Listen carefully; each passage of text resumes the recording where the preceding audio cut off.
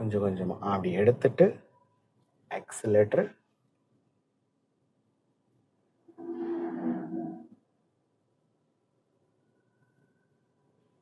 Study right போதும், அவ்வளோதான். அப்படியே நேராகிட்டு ஸ்பீடை கூட்டிக்கிட்டே வா.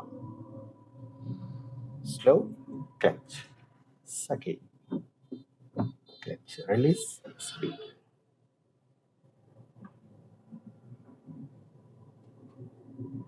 கிளச் அரெஸ்ட் கண்டிப்பாக செகண்ட் கியர் போட்டாகணும். லாங்காக பாருங்க அந்த லாரி வரைக்கும்.